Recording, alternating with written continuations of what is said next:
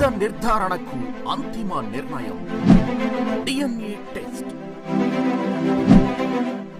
ఉన్నది ఉన్నట్లుగా వాస్తవాలను శోధించి వివరించే మన డిఎన్ఏ టీవీ, మన రాష్ట్రం, మన ఛానల్.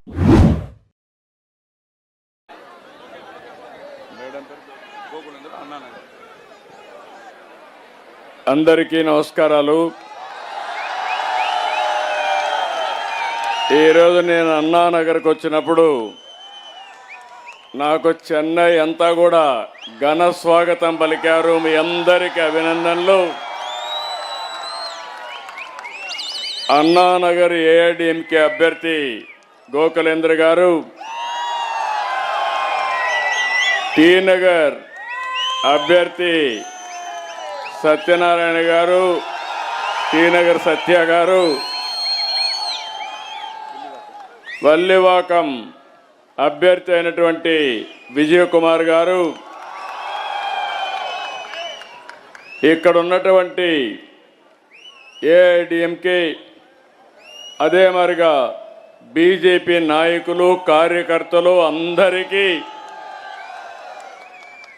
నేను ఫస్ట్ టైం చెన్నైలో కూడా తెలుగుదేశం జెండాలు రెపరెపలాడుతున్నాయి. అలాంటి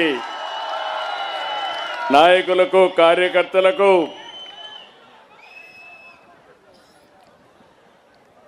அனைவருக்கும் வணக்கம்.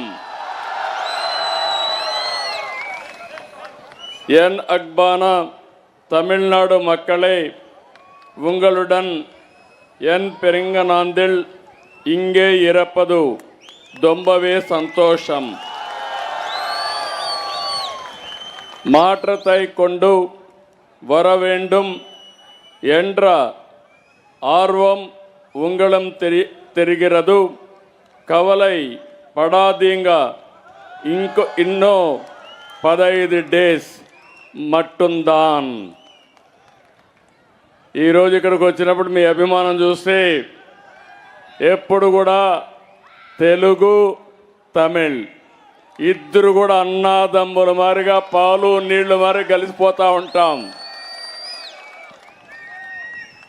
తమిళనాడు అంటేనే ద్రవిడ సంస్కృతి, పల్లవ, చేర, చోళ, పాండ్య వంటి రాజవంశాలన్నీ ఇక్కడ పాలించారు.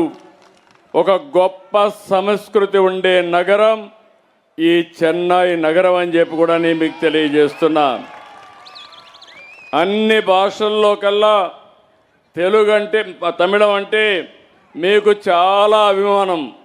ఎంత అభిమానం అంటే ప్రపంచంలో ఏ భాషకు లేని ఆదరణ తమిళ్ భాషకు ఉంది.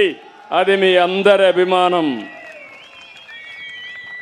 ఇంకొక పక్క మిమ్మల్ని చూస్తే బ్రిటిష్ వారి పీరియడ్లో మొత్తం కూడా సౌత్ ఇండియా అంతా ఇక్కడే ఉండేవాళ్ళం.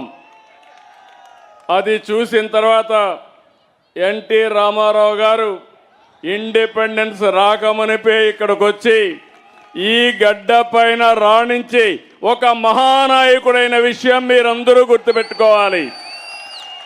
ఆ తర్వాత ఆంధ్రప్రదేశ్ రాష్ట్రానికి ఒక రాజకీయ నాయకుడిగా, ఒక మహోనాయకుడిగా అయ్యాడు. ఆయన ఇక్కడ నీళ్లు తాగాడు, మీ రుణం తీర్చుకున్నాడు. ఆ రోజు ఎంజీఆర్, అదే మరి ఎన్టీఆర్ ఇద్దరు కలిసి చెన్నై నగరానికి దాహం తీర్చాలని తెలుగు గంగ తీసుకొచ్చిన ఘనత ఎంజీఆర్, ఎన్టీఆర్కే దక్కింది. అదే సమయంలో నేను కూడా ఇక్కడే పెళ్లి చేసుకున్నా. నా పెళ్లి కూడా ఇక్కడే జరిగింది. నాకు మళ్ళా ఈరోజు నా పుట్టిన రోజు కూడా ఇక్కడికి వచ్చి మిమ్మల్ని అందరినీ అడుగుతున్నాను ఓటేయమని. దీనికి ఒక ప్రాముఖ్యత ఉంది.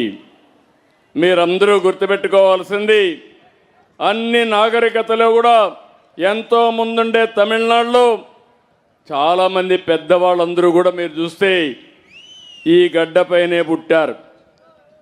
కన్నగి, తిరువళ్ళార్, కంబన్, సుబ్రహ్మణ్య భారతి, సివి రామన్, సర్వేపల్లి రాధాకృష్ణన్, శ్రీనివాస్ రామానుజన్, కడాన స్వామినాథన్, అబ్దుల్ కలాం. ఈ దేశానికే ఒక అధ్యక్షుడయ్యాడు. అబ్దుల్ కలాంని ఎంపిక చేయడంలో నా పాత్ర కూడా ఉంది. దానికి నేను గర్వపడుతున్నాను. ఇంకొక పక్కన ఎక్కడా లేని ఆలయాలు, ప్రాచీన కట్టడాలు, పర్యాటక కేంద్రాలు కూడా ఈ తమిళనాడు సొంతం. తంజావూరు, తిరుచిరాపల్లి, చిదంబరం, మదురై, కంచి, రామేశ్వరం, ఎటు చెప్పినా ఈ దేవాలయాలు చూస్తే చరిత్రలో ఎక్కడా లేని దేవాలయాలు ఈ తమిళనాడు సొంతం అని చెప్పి కూడా నేను మీకు తెలియజేస్తున్నా. ఇంకొక పక్క ఈరోజు మీరు చూస్తే అరుణాచల శివుణ్ణి చూసేందుకు పూర్తిగా ఆంధ్రప్రదేశ్ ఇక్కడికి వస్తారు. ఇంకొక పక్క వెంకటేశ్వర స్వామిని కొలవడానికి మీరందరూ తిరుపతికి వస్తారు. అది మన అనుబంధం అని చెప్పి కూడా నేను మీకు తెలియజేస్తున్నా. మనమందరం కూడా భాషలు వేరైనా తమిళ్, తెలుగు, కన్నడ, మలయాళం మనమందరం ద్రవిడులమే. ఆ విషయం గుర్తుపెట్టుకోవాలి. మనమందరం అన్నదమ్ములమే. ఒకప్పుడు అంతా ఒక రాష్ట్రంలో ఉన్న వ్యక్తులమే. అందుకే మన నాయకుడు ఎన్టీ రామారావు గారు బ్రతికున్నప్పుడు మొట్టమొదటిసారిగా ద్రవిడ యూనివర్సిటీని కుప్పంలో పెట్టి అందరినీ కలపాలని ప్రయత్నం చేసిన వ్యక్తి నందమూరి తారక రామారావు గారు. అందుకని ఇలాంటి కార్యక్రమాలు మనం ఎన్నో చేశాం. మళ్ళీ నిన్న మీటింగులో చెప్పాను, తెలుగుగా నీళ్లు వస్తున్నాయి.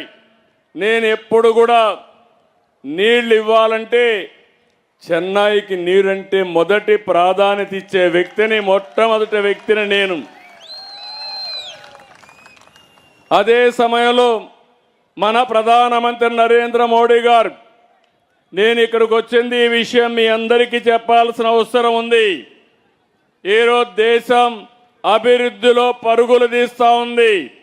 ప్రపంచానికే గుర్తింపు వచ్చింది. దానికి కారణం నరేంద్ర మోడీ ప్రధానమంత్రిగా ఉండడమే కారణం.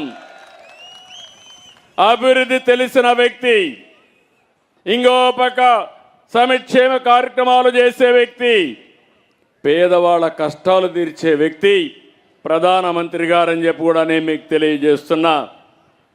ఈరోజు మీరందరూ ఒకటి గుర్తుపెట్టుకోవాల్సిన అవసరం ఉంది. ఈ ప్రాంతం మిమ్మల్ని అందరిని చూస్తే నిత్య చైతన్యంతో మరి ముందుకు పోతారు. ఈ పార్టీ సిద్ధాంతం కూడా అన్నాదురై పెట్టింది కాంగ్రెస్కి వ్యతిరేకంగా పోరాడడానికి డిఎంకే పార్టీని పెడితే, ఈరోజు ఆ పార్టీ డిఎంకే పార్టీ పోయి కాంగ్రెస్లో కలిసిపోయే పరిస్థితి వచ్చింది. వారికి సపోర్ట్ చేసే పరిస్థితికి వచ్చారు. ఇంకొక విషయం కూడా గుర్తుపెట్టుకోవాల్సిన అవసరం ఉంది. మీరు నిన్న ఒక సంఘటన జరిగింది పార్లమెంట్లో.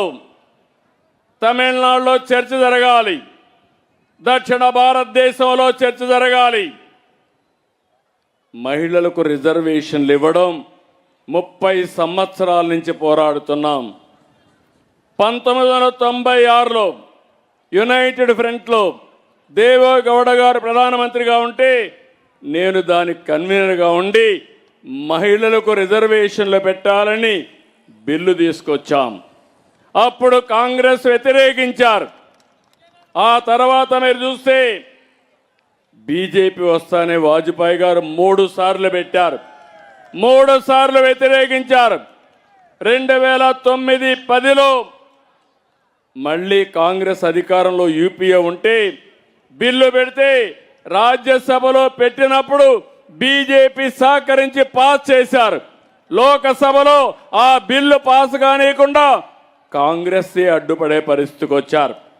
ఇప్పుడు నరేంద్ర మోడీ గారు 2023లో మహిళలకు రిజర్వేషన్లు పెట్టాలని పార్లమెంట్లో బిల్లు పాస్ చేశారు.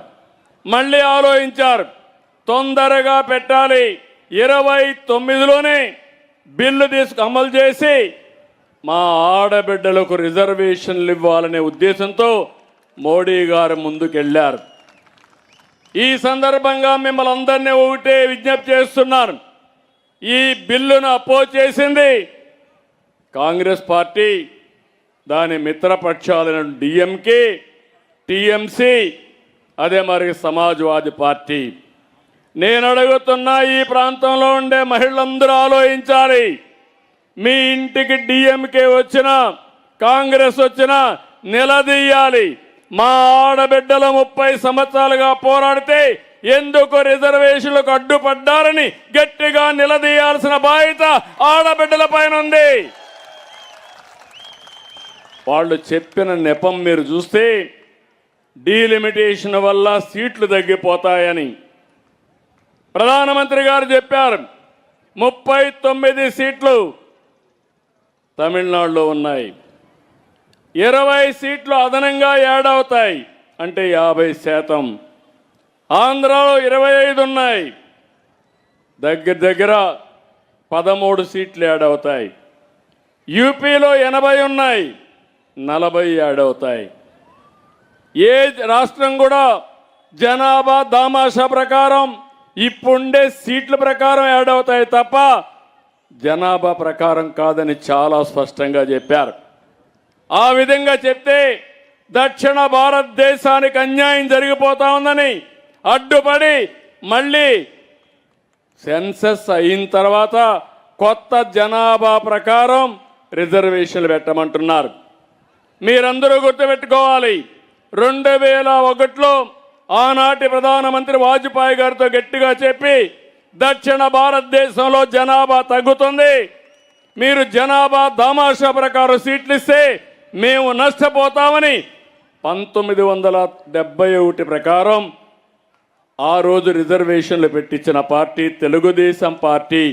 ఆ రోజు ఉండే పార్టీలు బీజేపీ పార్టీ అని చెప్పి నేను మీకు తెలియజేస్తున్నా. అలాంటిది ఈరోజు వీళ్ళు కావాలని అడ్డుపడి మా ఆడబిడ్డలకు వచ్చే సీట్లు రానియకుండా దక్షిణ భారతదేశానికి అన్యాయం జరిగిందని తప్పుడు ప్రచారం చేస్తున్నారు. నేను ఒకటే అడుగుతున్నా, ఎక్కడ అన్యాయం జరిగింది చెప్పండి. రెండోది, మీరు చేసిన పని వల్ల జనాభా ప్రకారం రేపు రిజర్వేషన్లు పెడితే మనకు ఉండే సీట్లన్నీ పోతాయి, తీవ్రమైన నష్టం జరుగుతుంది. 2 విధాల నష్టం. ఆడబిడ్డలకు సీట్లు రాకుండా చేశారు. ఇది ఎప్పుడు జరుగుతుందో నాకు తెలియదు, ఎందుకంటే 3 దశాబ్దాలుగా పోరాడాం, ఇంకా మళ్ళీ ఆరంభానికి వచ్చాం. ఇంకా 10 ఏళ్ళు పడుతుందా 20 ఏళ్ళు పడుతుందా చెప్పలేం. ఇంకో పక్కన ఒకవేళ కానీ కొత్త జనాభా ప్రకారం సీట్లు ఇవ్వాలంటే దక్షిణ భారతదేశం సగం సీట్లు కోల్పోతారు. ఇలాంటి చేసినటువంటి ఇక్కడ డిఎంకే పార్టీ కేంద్రాన్ని ఓడించాం, తమిళనాడు గెలిచిందని గొప్పలో మాట్లాడుకుంటున్నారంటే మీరు నిర్ణయించాల్సిన అవసరం మీ మీద ఉంది. నరేంద్ర మోడీ గారు రిఫార్మర్, ఈ దేశం బాగు కోసం ఆలోచిస్తున్నారు. ఇక్కడుండే నాయకులు రాజకీయ అజెండా తప్పుడు ప్రచారం చేసి రాజకీయ లబ్ధి పొందాలనుకుంటున్నారు. అవునా కాదా అని మిమ్మల్ని అడుగుతున్నా. ఈరోజు చెన్నై నగరం ఉంది, తమిళనాడు ఉంది. ఏం తమ్ముళ్ళు, ఏమైనా ఒక విజన్ ఉందా వీళ్ళకు? ఏమైనా పనులు అవుతున్నాయి ఇక్కడ? చెన్నై నగరం రోజు రోజుకి పెరుగుతా ఉందా తరుగుతా ఉందా అని మిమ్మల్ని అడుగుతున్నా.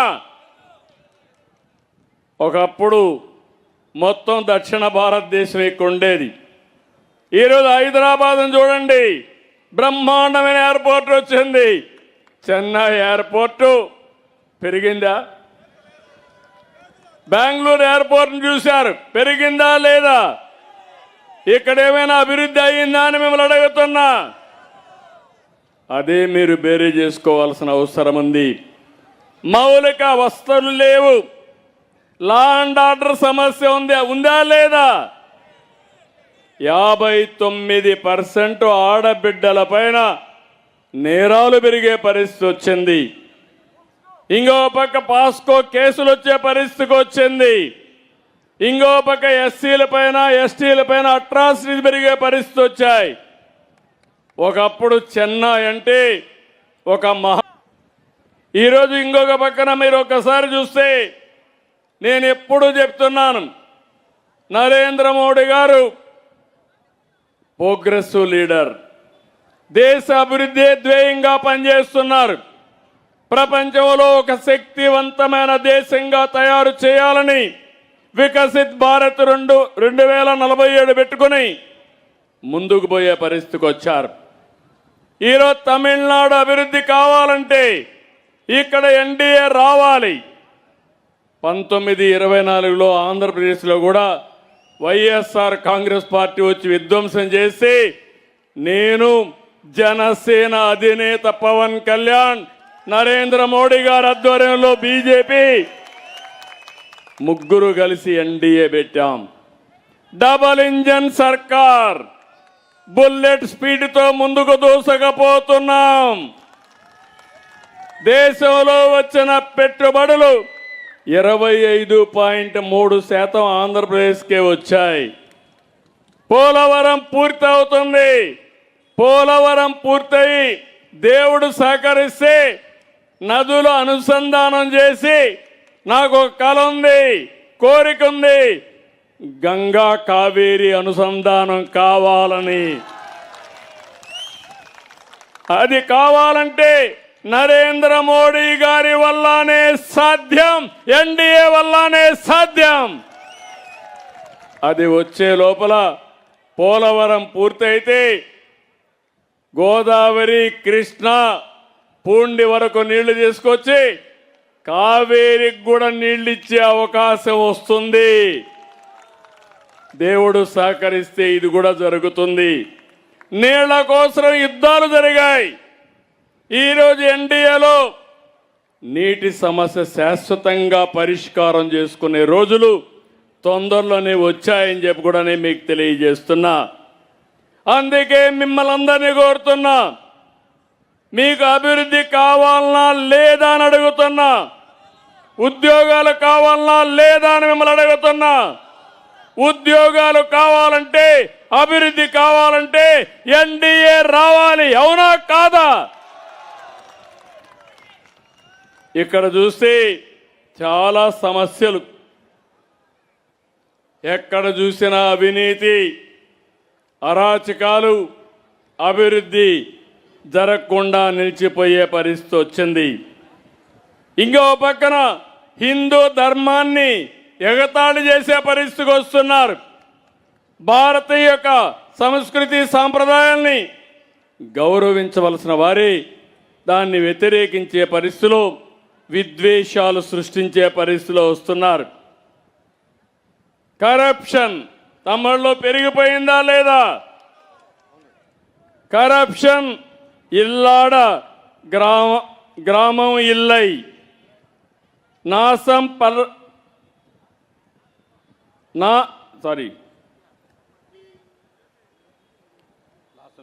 చెప్తాను. కరప్షన్ ఇల్లాద గ్రామం ఇల్లై, నాశం పన్నాద నగరం ఇల్లై, சேதம் அதையாத பகுதி இல்லை.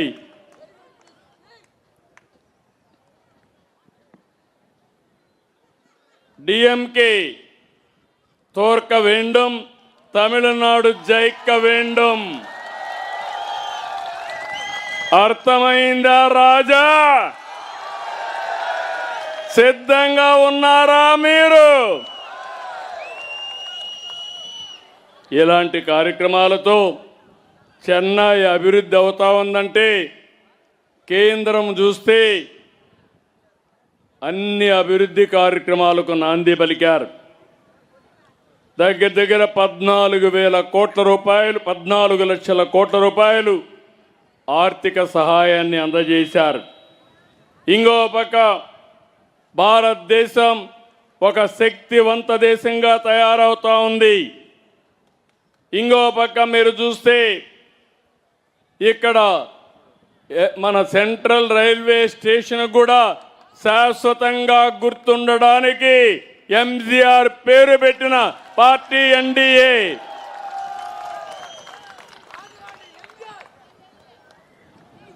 మా తమ్ముడు చెప్పినట్టు చరిత్ర ఉన్నంత వరకు ఎంజీఆర్ని గుర్తుపెట్టుకుంటారు, ఎన్టీఆర్ని గుర్తుపెట్టుకుంటారు. అలాంటి మహానాయకులు. ఈరోజు నేను ఒకటే మిమ్మల్ని అందరినీ కోరుతున్నా, మున్నేట్రం వేண்டுమా, వేలై வாய்ஸுகள் வேண்டுமா, அப்படியானால் மத்தியில் மோடிஜி,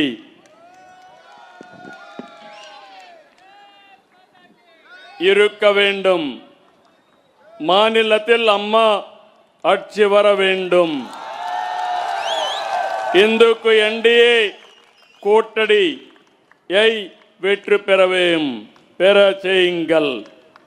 అందుకని మిమ్మల్ని అందరినీ ఒకటే కోరుతున్నా, మీ ఓటుతో రాష్ట్రం గెలుస్తుంది, తెలుగు జాతి మన తమిళ జాతి గెలుస్తుంది, ప్రతి వ్యక్తి ప్రతి ఇల్లు గెలుస్తుంది.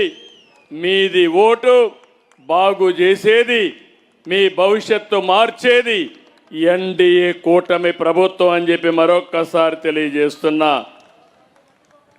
உங்கள் ஒட்டினால் தமிழ்நாடு வெல்லும், ஓர் வரம் ஓர் குடும்பம் வெல்லும். ஓட்டு உங்களது, உங்கள் வாழ்வை மாற்றும் பொறுப்பு எண்டியது. தமிழ் தாய் வாழ்க, తెలుగు తల్లికి జై, భారత్ మాతాకి జై. తెలుగు తల్లి, తమిళ తాయి అందరం కలిసి భారత మాతలోనే భాగం. ఈ దేశం బాగుంటే మనం బాగుంటాం. ఆ దేశాన్ని బాగు చేసే శక్తి నరేంద్ర మోడీ గారికే ఉంది. మీరందరూ ఆలోచించాల్సింది, తమిళనాడును బాగు చేసే శక్తి ఎన్డీఏకే ఉంది. ఆ విషయం గుర్తుపెట్టుకొని తమిళనాడు బాగుపడాలంటే ఎన్డీఏకు ఓటేయమని మరొక్కసారి మిమ్మల్ని అందరినీ కోరుకుంటూ అందరికీ నమస్కారాలు. Jai Hind.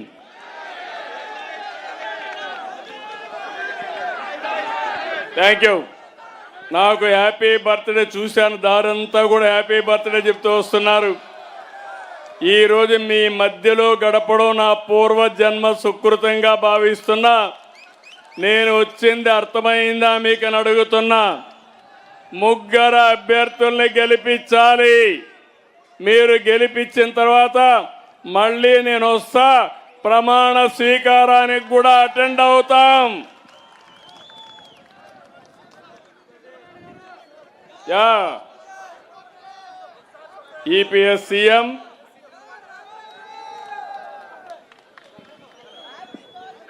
Thank you, very nice of you. Thank you brother, thank you.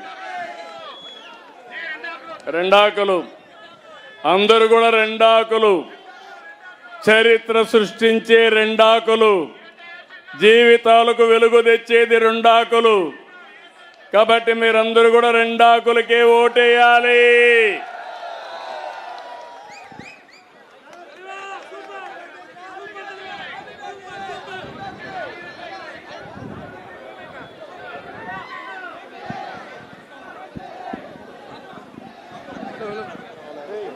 App பண்ணுறோமா?